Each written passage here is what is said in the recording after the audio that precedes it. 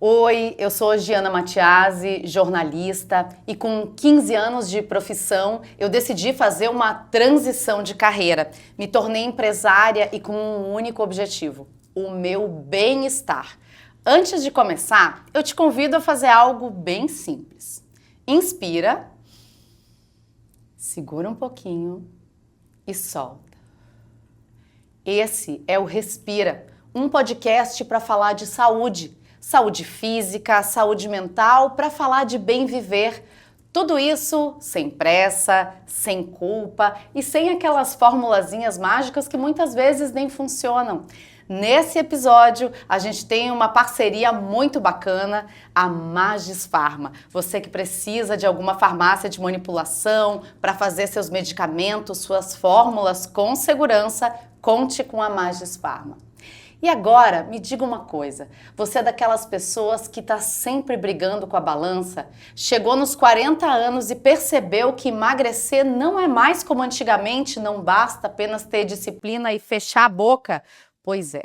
Hoje eu tô aqui com uma médica, doutora Ivanice Mendes. Ela é ginecologista, obstetra, especializada em medicina integrativa e sabe tudo de emagrecimento. Doutora, por que é que quando a gente chega nos 40 anos, parece que a gente desliga um botão e emagrecer vira uma tortura?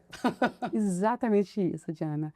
Depois dos 40 anos, a gente começa a sofrer um processo de oscilação hormonal, declínio hormonal, principalmente dos hormônios sexuais, né? Estrogênio e progesterona. E o estrogênio é o hormônio que faz a nossa taxa metabólica funcionar, ele é um hormônio de queima. E quando a gente começa a ter esse declínio, a gente começa a deixar de ser um corpo de queima de energia para ser armazenamento de energia. É exatamente isso que acontece na perimenopausa. Então, com 40 anos, a gente começa a ter essa oscilação, essa flutuação hormonal, e o estrogênio e a progesterona começam a trazer algumas alterações metabólicas, emocionais, comportamentais e até controle do apetite. Ou seja, mulheres, não é mito. A gente passa dos 40 e começa a sofrer para emagrecer? Sim. Culpa disso, então, são os hormônios? Sim. Ou a falta Ou a deles, quem sabe? falta. Exatamente, é o que a gente diz, a instabilidade hormonal, né? O hormônio que é protetor, ele começa a ter o seu declínio, nós começamos a perder exatamente essa proteção do estrogênio. Então a gente começa a ter alteração do apetite, a gente começa a ter aumento da resistência insulínica, a taxa metabólica cai, a massa muscular acaba declinando. Então isso tudo junto acaba fazendo com que o nosso metabolismo seja de armazenamento. É muito injusto, né? Porque a gente se sente na flor da idade, se sente bem, se sente viva, mas aí a gente se olha e começa a ver aquela pochete ali onde não devia estar, né? A Exatamente. gente começa a ver o nosso quadril alargando demais e aí a gente, claro, corre para a dieta, fecha a boca, só que a gente fecha a boca e não consegue emagrecer. É muito injusto isso, doutora. Mas é porque o corpo está sofrendo, está acontecendo transformações. Então a gente precisa entender que as estratégias que nós usamos aos 20, 30 anos não cabem mais. Uhum. Exatamente, a gente precisa entender essas mudanças, essa adequação metabólica, para a gente criar estratégias desafiantes para essa fase. Então vamos lá, porque a gente tem um fato, emagrecer se tornou mais difícil. E aí, como lidar com isso a partir desse momento? Estilo de vida, né? Estilo de vida, eu digo que é a estratégia terapêutica fundamental, em algumas mulheres exatamente determinante.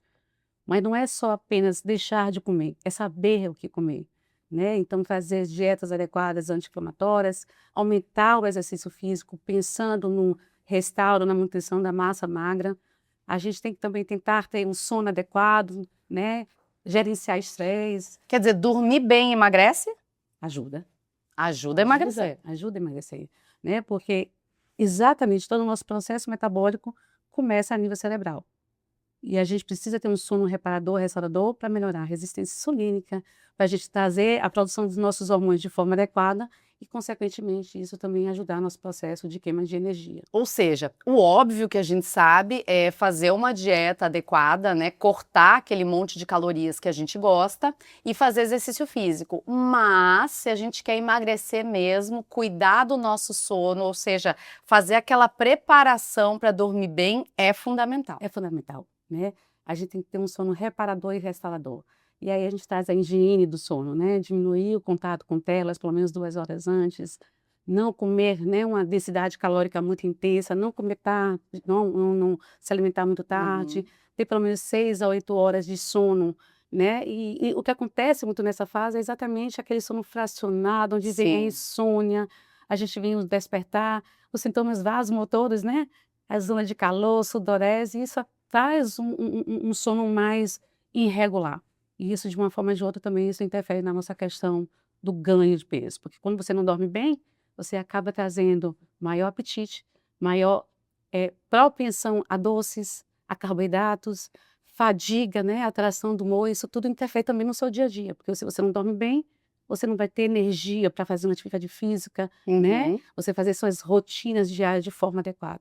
Então, o sono é fundamental na nossa saúde. A gente Sim. diz que o sono traz o hormônio maestro da nossa hormonologia, que é a melatonina. E aí a gente pode dizer que o celular aqui é um vilão, né? Ele nos ajuda muito a engordar, Uhum. porque a gente acaba ficando muito tempo na tela, além de ficar sentada, sedentária, ele ainda Exatamente. ajuda a prejudicar e muito o nosso sono, né? Exatamente, né? Porque você acaba mandando estímulos visuais, né? Essas ondas de luzes brancas, azuis, isso estimula a nossa retina. E isso vai sinalizando para o nosso cérebro cada vez mais estímulos. E isso atrapalha a produção da melatonina pela pineal, que é a glândula que controla todo o nosso processo metabólico, né? Então, doutora, os hormônios, eles são vilões também, não é só uma desculpa. É claro que a gente não pode se acomodar e jogar a culpa nos hormônios, mas de fato eles atuam de maneira muito incisiva em nós mulheres, né? É, eles não são os nossos vilões, eles são os nossos amigos. A questão do prejuízo é quando eles declinam, Uhum. né? É exatamente o que acontece com o 40 a mais. E aí, faz o quê? Tem que fazer reposição hormonal, por exemplo? Depende. A reposição hormonal hoje está até tendo hoje um congresso, né, em Harvard, exatamente trazendo a questão da menopausa. A gente tem dois extremos, né? As pessoas estão banalizando demais a terapia hormonal Uhum. ou demonizando demais.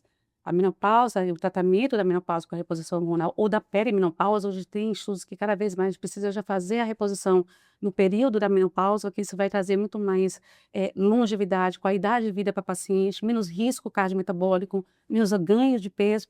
Então, a gente precisa trazer isso de uma forma muito individualizada, muito contextualizada na questão metabólica, na história clínica, história familiar da paciente. Então, mas assim, toda mulher, quando vai se aproximando da menopausa ou chegando à menopausa, ela precisa fazer uma reposição hormonal? Ou algumas mulheres vão passar sem fazer? É sempre importante. Hormônio é importante. Pode ser que algumas não possam fazer. Sim. Essa é a diferença. Ou não Por desejam quê? fazer. Por causa de um risco de câncer, por exemplo? Sim, pode aumentar determinados tipos de câncer, pode aumentar com. Não é que traz a reposição hormonal, traz o risco de câncer. Uhum. Mas, assim, às vezes pode sinalizar alguns genes e isso, às vezes, antecipar, né? Principalmente se você tem histórico familiar. Risco trombótico, se você tem história familiar, então isso também pode trazer um risco para Uhum. você. Então não tem jeito, assim, cada caso é um É o caso. Não caso. tem uma fórmula de bolo. Vai ter que Sim. tomar progesterona, vai ter que tomar estrogênio, vai ter que não sei o quê. Não. É individualizado, né? E depende muito da clínica, da questão metabólica da paciente, se a paciente também deseja fazer um Uhum. uso, mas que hormônio é vida, é vida. É vida. Então é uma coisa que a gente tem que contar muito. Não tem como pensar em emagrecer ou qualquer outra coisa se a gente não cuidar da nossa parte hormonal. Hormonal. Fazer aqueles exames, ver como é que tá a dosagem, né? Exatamente, porque os hormônios, Diana, ele acaba também vindo da questão metabólica. Então não tem como você não ajustar o seu hormônio e querer emagrecer. Uhum. Então a gente precisa estar os dois associados para a gente ter um resultado melhor. Agora, para além dos hormônios, a gente sabe que tem uma outra coisinha que está super na moda, que são as ditas canetinhas emagrecedoras. A senhora é a favor ou contra ou depende do caso? Tudo individualizado. Mas a gente, graças a Deus, né, a gente está chegando ao tratamento da obesidade de uma forma que a gente vai conseguir manter esse paciente bem controlado. Porque há muito tempo a gente tinha medicações que às vezes não tinham o resultado que a gente desejava na perda de peso e a gente não tinha outras opções, né? E cada vez mais estão vindo as canetas anti-obesogênicas, que a gente não chama mais canetas emagrecedoras, mas que são moléculas maravilhosas, né? Mas tem que ser feita de uma forma muito consciente, que não é só as canetas, a gente precisa trazer isso também, o estilo de vida, para gerenciamento do peso, né? E cada paciente a gente tem Sim, individualizado. senão vai usar caneta o resto da vida, né? Exatamente. E eu digo que até os análogos depende também do paciente, porque depende do padrão alimentar. Então, determinado análogo vai pegar um padrão alimentar e outro vai pegar outros. Então, às A vezes senhora você diz assim, a substância, né? Aquela caneta que ela vai usar. Exatamente. Então, às vezes, tem paciente que usa uma determinada medicação e diz que não teve efeito, não teve resultado. Porque não é só a caneta. A gente precisa entender o cérebro, porque é lá que vem o comando da fome e da saciedade. Então, é lá que a gente ajusta Aquela todo o coisa que uma processo. amiga passa para outra, né? Usa, porque eu usei e super emagreci. Aí vai a outra, coitada, usa, gastou um dinheirão, não funcionou. Não funcionou. Pode acontecer isso. Pode. Como qualquer medicação, né? A gente tem o baixo respondedor, o médio respondedor e o excelente respondedor. E isso é individualizado. Isso depende da genética, do receptor. Então, é muita coisa envolvida nesse processo. Então, eu digo que cada vez mais a gente está entendendo que a medicina não é tudo para todo mundo. Sim, com certeza. E aí, doutora, outra coisa. A gente fala de alimentação saudável, claro, mas aí eu lhe pergunto, como é que a gente evita aqueles doces e carboidratos? Porque isso é tão gostoso de comer, é tão fácil, né? E aí chega lá e manda cortar. Corta mesmo tudo? Não pode? Nada de açúcar? Quanto menos, melhor, né? São alimentos, cada vez alimentos ultraprocessados, gorduras saturadas, açúcares, aditivos alimentares, e isso traz um dano para o nosso corpo, porque ele piora a resistência insulínica, ele aumenta o ganho de peso, ele traz um processo de dependência, né? Você come, você quer mais. É uma delícia. Porque são palatáveis, né? São alimentos palatáveis e que traz muita questão também, Diana, da fome hedônica, da fome emocional. E isso a gente tende a trazer essa relação com esse determinado tipo de alimentos. Eu digo que tudo é equilibrado, né? Depende do que você faz para você ter esse equilíbrio. Faz atividade física, dorme bem, gerencia seu estresse. Então, isso você também, de uma forma ou de outra, você pode, em alguns momentos, desfrutar desse tipo de alimento, mas com muito equilíbrio. Agora, eu gosto muito e eu cada vez mais vejo que os médicos estão indo para esse lado da medicina integrativa, né? O meu cardiologista também, e ele fala muito de estilo de vida e tal. O que é que mais que a gente, quando chega aos 40 anos, 50 anos, o que é que mais que a gente tem que se preocupar para além da questão hormonal, né? A gente já falou aqui. Chegou aos 40, vai ter dificuldade para emagrecer porque os hormônios estão ali desregulados. Mas e o que mais que a gente tem que focar? Que outras coisas uma pessoa que vai chegando a essa idade precisa cuidar? O que que a gente vai perdendo no nosso corpo? Eu digo que existem alguns pilares clássicos, né? Que a gente precisa para trazer estilo de vida e longevidade saudável. A gente já falou muito agora que o sono, né? Que é importantíssimo a gente trazer essa higiene do sono, trazer um sono de boa qualidade. Segundo momento é a atividade física, né? A gente trazer cada vez mais exercícios de resistência aeróbicos para a gente manter a nossa massa magra, o nosso músculo. Porque eu digo que o músculo ele não é só estética, né? Principalmente depois dos 40, ele é um órgão neuroendócrino, então ele ajuda a nossa questão metabólica. Então vai fazer você queimar energia. Outro ponto, gerenciamento do estresse, né? Hoje a gente vive num processo de estresse, a gente precisa gerenciar. Isso é muito individualizado. Cada um tem a sua busca, o seu encontro de gerenciar o estresse. Espiritualidade, né? A gente precisa cuidar da nossa questão da fé. Não é da religião, da espiritualidade. Claro. O convívio, o social, o propósito de vida, né? Conservar a massa magra. Então, isso tudo junto, a gente vai otimizando a longevidade.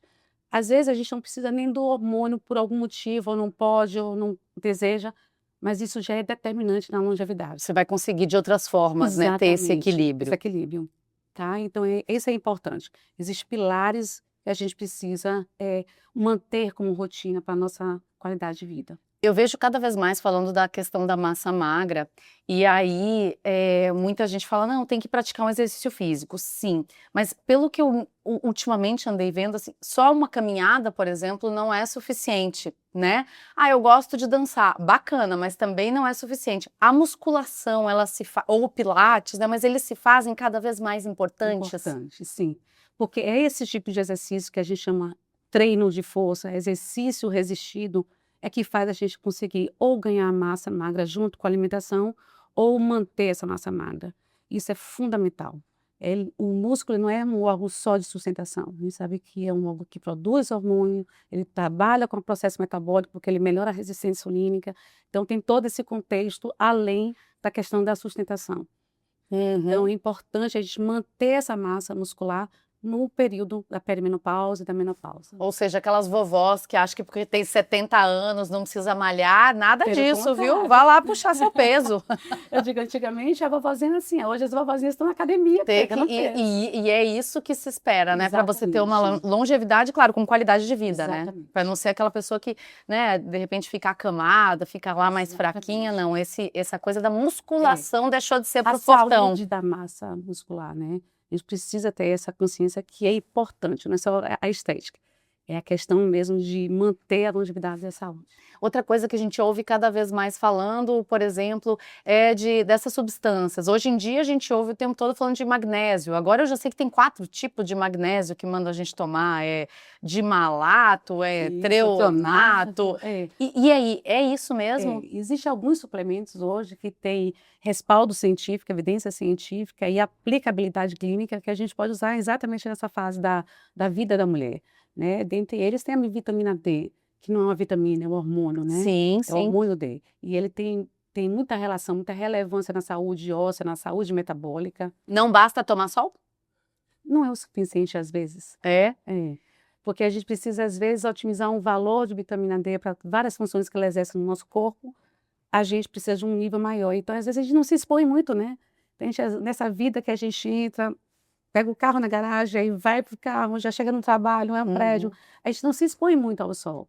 E a gente teve medo do câncer de pele, também tem muito protetor solar. Então, isso inibe muito a questão da formação da vitamina D de forma natural. E tem um problema, por exemplo, se usar demais, um excesso ou não? Como é isso, essa dosagem de vitamina D? O importante de qualquer suplemento é a individualização e a real necessidade.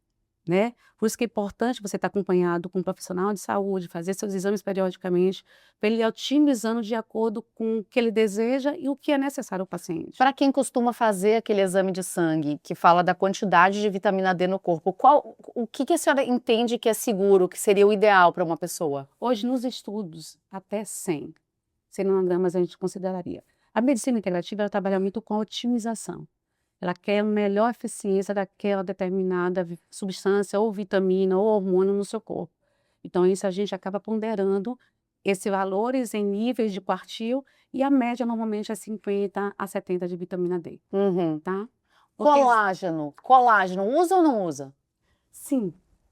Pode usar? Pode usar. Mas aí já vem aquela história que o colágeno, se for molécula muito grande, não absorve, tem que ser molécula pequena, é isso mesmo? Exatamente, né? Mas a gente consegue, hoje com essa tecnologia, a gente consegue trazer colágeno cada vez com uma absorção mais eficiente, e a gente sabe que com o envelhecimento, depois de 40 mais, o estrogênio e a progesterona atuam também na pele, cabelo, unha, e a gente acaba ficando com mais perda da elasticidade, pulgosidade, isso traz impacto para a nossa questão emocional, né? Porque a gente se sente que está envelhecendo. Com certeza. Mas hoje a gente tem cada vez mais colágenos com absorção cada vez melhor.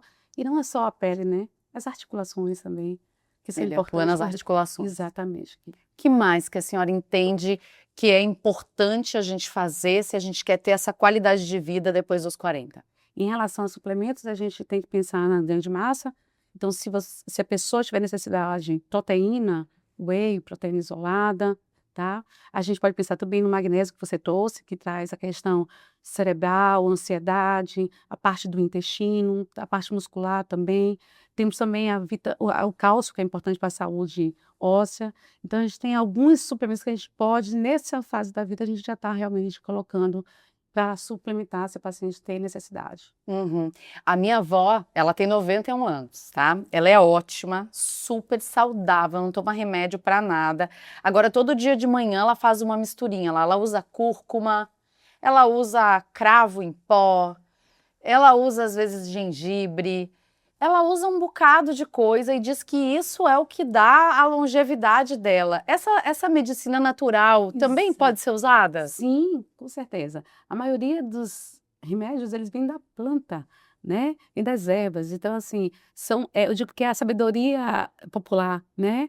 Então, a cúrcuma já é estudada. Então, a cúrcuma é um antioxidante, é um anti-inflamatório maravilhoso para as articulações, para o sistema. Baratinho, Isso, e faz muito bem à não saúde. gasta muito dinheiro. Gengibre é maravilhoso, controla o perfil lipídico, é termogênico, né? Então, são coisas que a gente pode naturalmente colocando na nossa alimentação e que a gente traz benefícios para a nossa vida. Não precisa só ser suplementação, mas sim trazer isso no dia a dia da sua alimentação. Uma alimentação muito mais anti-inflamatória, né? Verduras, legumes. Isso é importante a gente falar, né? Que muito dessa questão da alimentação anti-inflamatória.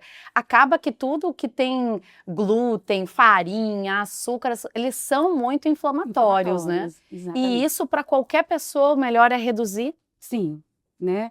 São alimentos que acabam trazendo uma alteração na sua microbiota intestinal. Então, isso traz um desequilíbrio e isso causa os processos inflamatórios. Então, cada vez que você come esses determinados tipos de alimentos, como o glúten, o leite, se você tiver alergia, se você tiver intolerância, alimentos ultraprocessados, então isso vai trazendo um desequilíbrio da microbiota intestinal e trazendo citocinas inflamatórias no seu corpo.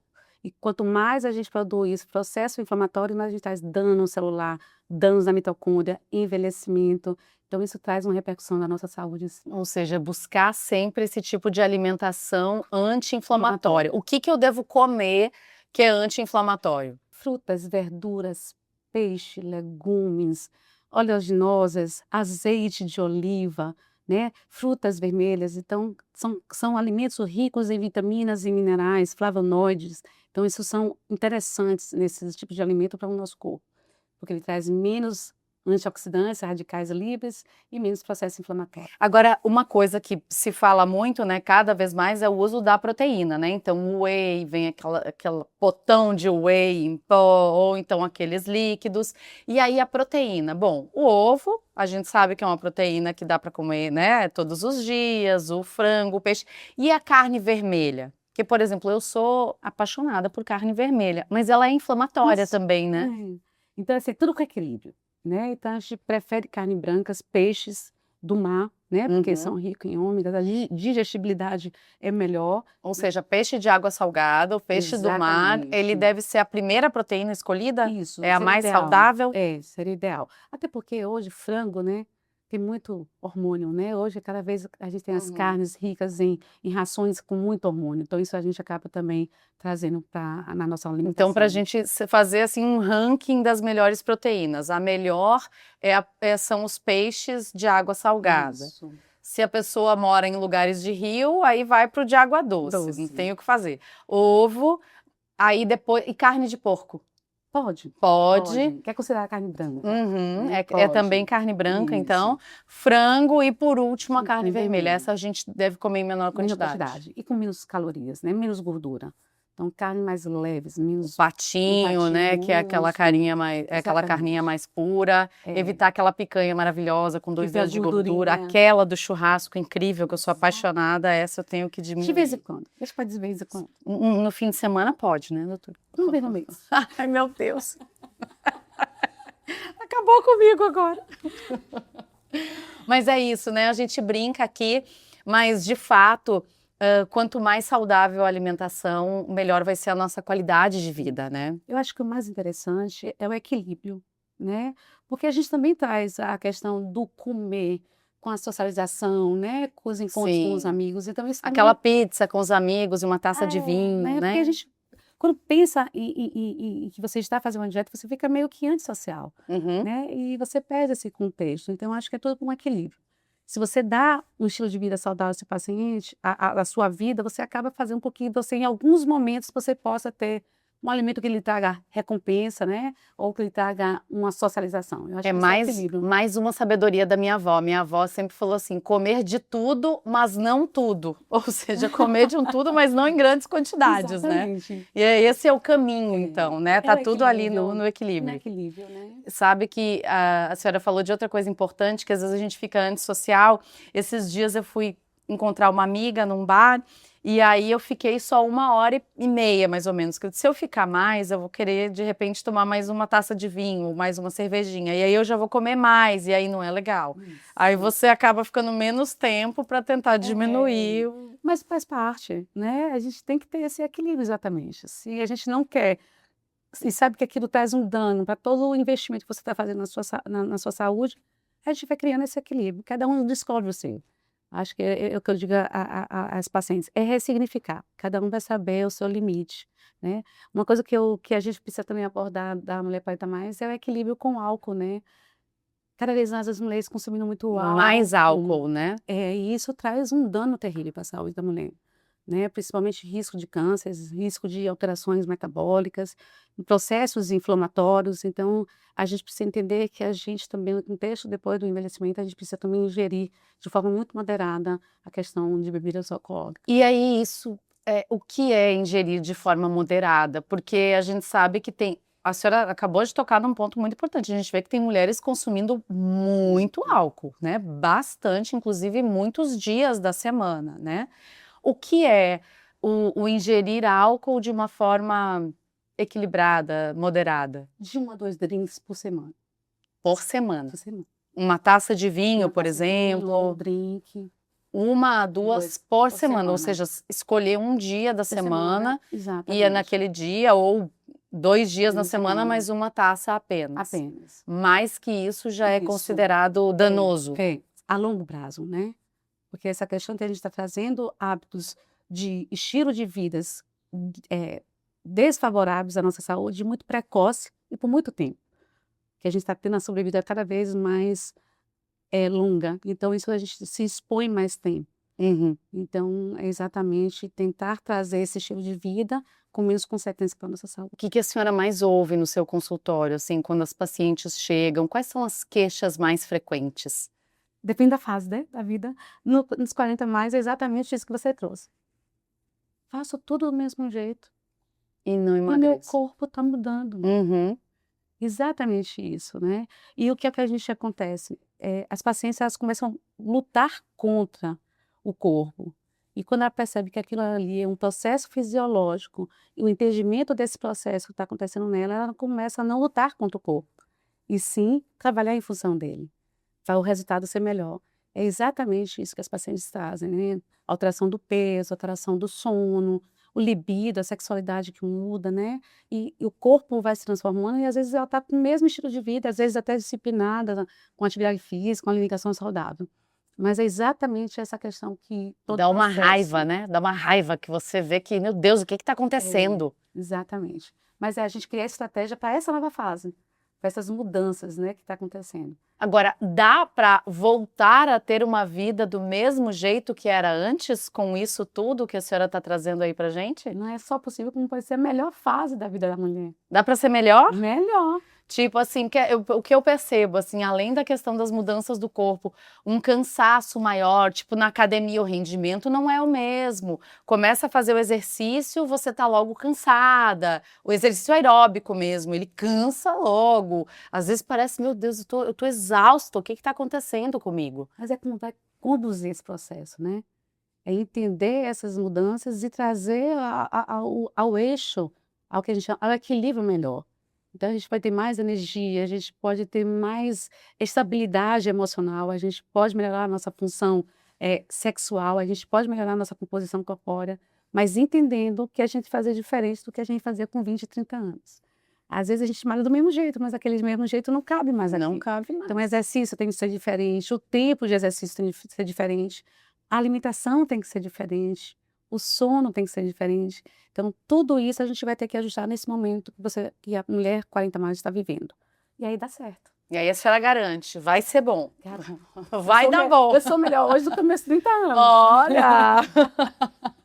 Doutora, muito bom ter conversado, adorei a nossa conversa. Acho que trouxe muitos esclarecimentos para as 40 a mais, que é uma fase de fato desafiadora e assustadora, né? Isso. Eu tô com 41. Eu tenho, claro, uma especificidade que eu já falei aqui outras vezes, porque eu entrei na menopausa aos 38, né? Eu tive o que a minha médica chamou de falência ovariana. Eu descobri quando eu fui começar a engravidar, tentar engravidar e não conseguia, né? Aí, investigando, eu descobri essa falência ovariana e, de fato, aos 38 eu parei de menstruar e convivo com isso há 3, quase 4 anos já, né?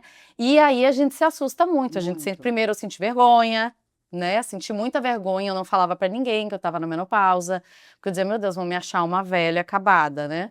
E aí depois você começa a sentir de fato esses efeitos de mudanças no corpo, de cansaço, e a gente sente raiva do corpo da gente, a gente sente raiva de estar vivendo aquilo. E aí depois a gente vem na outra fase que a gente começa a buscar os meios para melhorar de vida, né? E eu brinco assim, mas hoje eu adoro estar na minha idade. Que pode ser melhor, Pode né? sim. É só conduzir da melhor forma possível. Ai, E tá aí a ótimo. gente acaba trazendo exatamente todo esse bem-estar e longevidade da melhor forma e com toda a maturidade, que é isso que é muito especial dessa fase. Maravilha. Mais uma vez, muito obrigada. E você que está aí nos acompanhando, se acha que esse episódio é a cara de alguém, é a cara de uma amiga sua, envia para ela. E ó, não esqueça, respira. Como é que tá a sua respiração nesse momento? Dá uma paradinha, vai dar uma volta, pensa em algo legal, vai molhar uma plantinha de repente. A gente precisa fazer essas paradas para ter mais saúde. Pensa nisso e até o próximo episódio.